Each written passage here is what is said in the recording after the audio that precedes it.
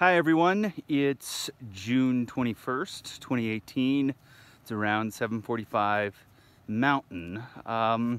You're in the Redwell Basin. It's a virtual site visit here. I wanted to come up and check on the status of the deep well we installed last September. Download the water level data, check on the conditions of the well. First thing I noticed when I drove up, actually could get pretty far before encountering some thick snow plugs.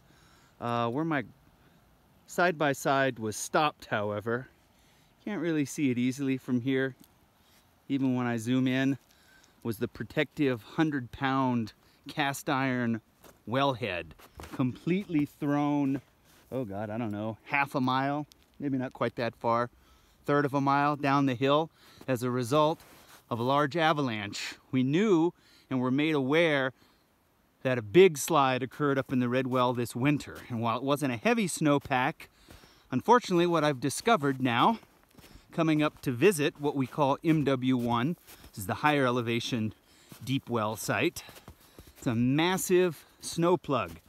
In fact, this is the residuum of that slide. For those that have been up here before, you're looking in the distance over toward Gothic, you're actually looking straight up the Copper Creek drainage, but the access road that those of us that have worked here last fall are pretty familiar with, you can see it terminates under a huge pile of snow. So this huge pile of snow, didn't even think to bring my snow poles up here. I probably should have. In fact, we're gonna need to do some serious excavating, and I'm gonna need to come up with a high precision GPS unit to even figure out where to start digging.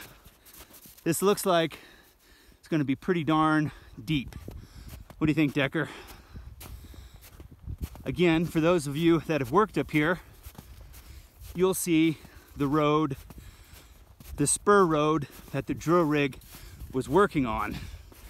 And so this gives you a sense of roughly where we are, but also just how extensive this snowfield is.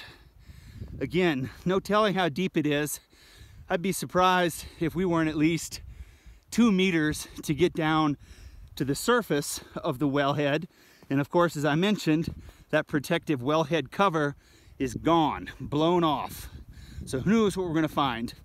I sure hope we can recover the pressure transducer to get a little bit of data, at least before the slide happened. Anyway, this is life up at probably nearly 12,000 feet.